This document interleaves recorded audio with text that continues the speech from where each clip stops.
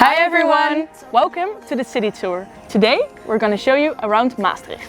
Right now, as you can see behind me, we're looking at a beautiful view of Maastricht and the Maas, and we're standing on top of Plein 1992 right now. This plein is symbolizing the Maastricht Treaty that was signed in 1992, where the use of the euro was introduced. So as you can see, we're going to show you downstairs that there are a lot of euro signs put into the tiles of Plein 1992. Also, it is called the balcony of Maastricht because it's a bit heightened up and it's next to the Maas. And as you can see of the beautiful view, we're going to show you around a few of these historical places and tell you more about Maastricht. Next to the historical context and meaning of the square, we also have many shops here. Like there's a coffee lovers and there is a grocery store and more. The plein also has Centre Céramique, which is the city library. In the city library there's also the RTV Limburg, which is Maastricht's own television and radio program, and it has some other companies. So people come here to hang out, have a coffee, chillax, read a book and enjoy the view, which is what we're going to do today. We're going to walk around the city, show you Maastricht's highlights, and we're just going to have fun. If you can look a little bit, zoom in a little bit, then you can see that over there are the bridges that we're going to show you later, and over there is a very beautiful fortress that's very historical in Maastricht, and we're going to take you around there as well. So we hope you're excited, we are, and let's go! Let's go!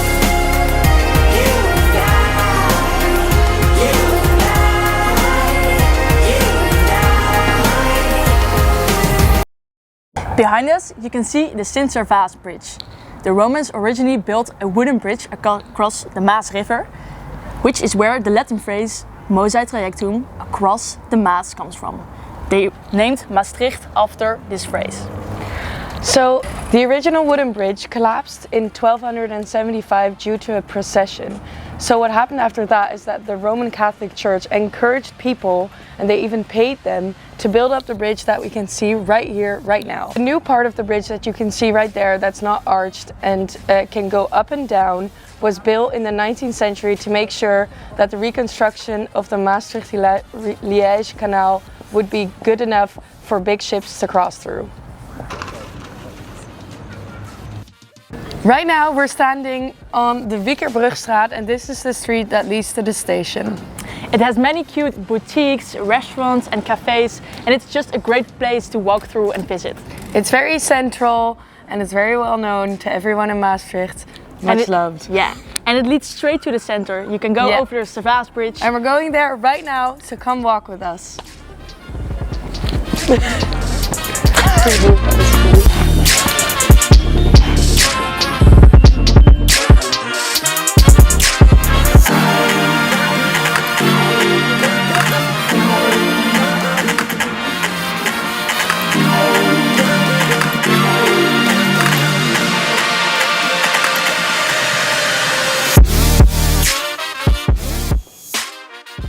So we're at the Stadspark right now, Maastricht's main city park, and as you can see it's a lovely day, people hanging out.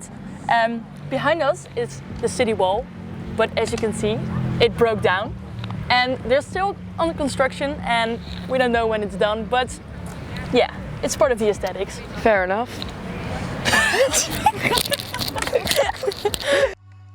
So following the city wall, we're gonna walk through a few parks and show you guys how the city wall connects the inner city with all those parks around it.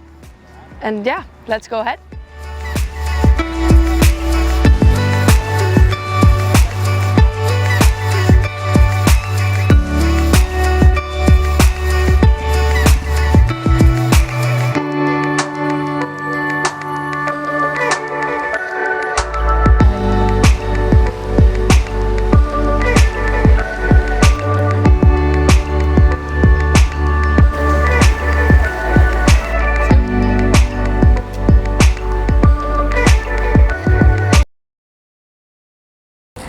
Right now we're at Hell's Gate, as you can see behind us.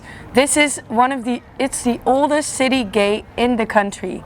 So it was built in the 13th century, serving as the opening entrance of the first city walls of Maastricht. But when in the 15th century the second city walls were built, it didn't have the use of the entrance anymore. So now it was being used as keeping prisoners of war. So that's where it got the name Hell's Gate from. And the Hell's Gate, on one side of course we have the beautiful city center of Maastricht, and on the other side, if you just follow the gate, follow the walls, you can walk along all the beautiful parks that Maastricht has.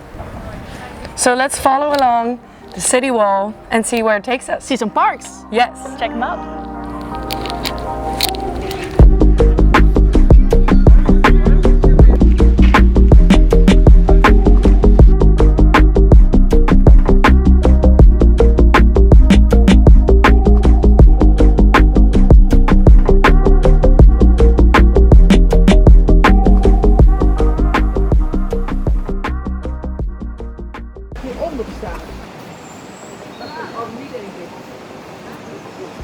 So this place right here was built in 1500 and it was built as like a storage room for cannons to defend the city wall from intruders. And if I'm correct, upstairs, we can go upstairs and there's a cannon over there as well, so let's go.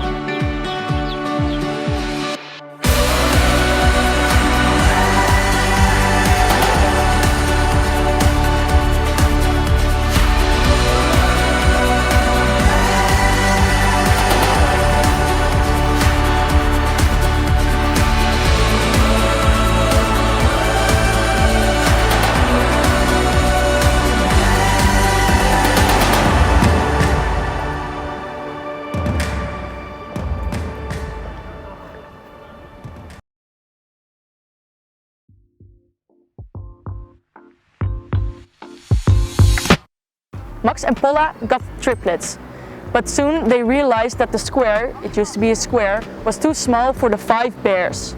So they expanded it into this concrete circle. And also this circle was still way too small for the 5 of them, so Max and Paula got moved. The 3 bears were left on their own and 2 of them also died here. The last bear, Jo, was moved in 1993 to Ouwehandsoo and also died there in captivity. The cage was empty for a while, but Maastricht wanted to do something with it, so they hired an artist and to make it into an art piece.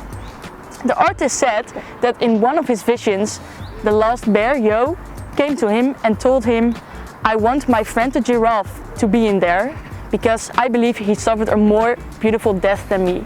This is why you see a woman sitting next to a dead giraffe. Surrounding the giraffe and the woman are 12 animals who've all become extinct due to humans and their behavior and actions. So it's a beautiful sculpture, but it has a sad meaning, and it just reminds us of how we are impacting the world and nature and animals as well. But it's the Berenkuil, and yeah, you can enjoy it, it's beautiful.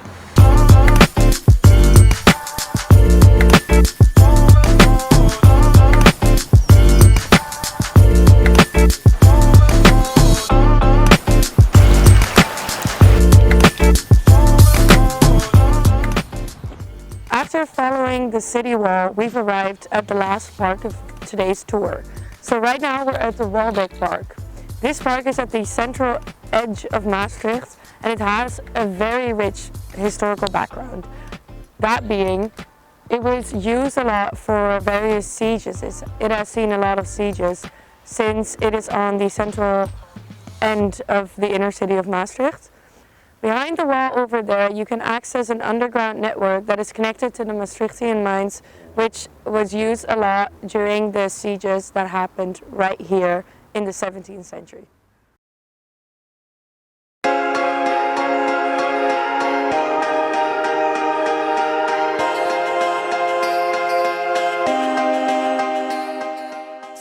Once you've crossed the Maas River, you step into the city center of Maastricht. Here you can find multiple shopping streets and squares, such as here, the Markt, also known as the marketplace. On Wednesdays and Fridays, multiple food trucks and market stands come here, and you can buy fruit, food and vegetables on the markt, which really adds to the atmosphere of the city. Behind me you can see the city town hall. When the city town hall was built, Maastricht was ruled by two separate ruling families. Because they did not want one family to have more power than the other, they decided to make the interior separated but the same. This is also the reason why you can see two stairs and two entrances.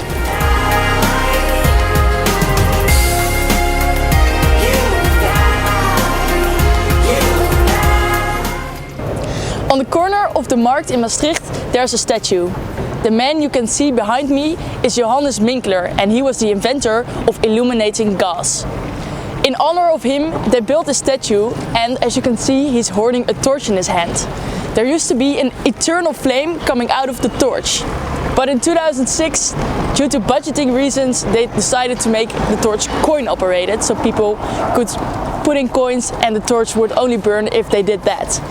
Later on they realized the gas they used for the torch wasn't that good for the environment and climate, so they decided to cut it after all. Now it's just Johannes Minkler. Only a 5-minute walk away from the Markt we find Vrijthof, or Friedhof. This is the largest square of Maastricht. It is famous for its twin churches scenery, where we find the Sint-Janskerk and the Sint-Servaas church right next to each other. Surrounding the square we can find many restaurants and cafes. And on the square itself some events like André Rieu concerts or Magic Maastricht are held during the year. The cafes and restaurants surrounding Vrijthof are some of the oldest of the city. Because Vrijthof is pretty famous, people often come here to get drinks. But I'm telling you right now, don't come here for your drinks or food. It is way too expensive and it's not that good. Maastricht has way many more restaurants and cafes where you can eat good food and have a great time, but it's not on Vrijthof.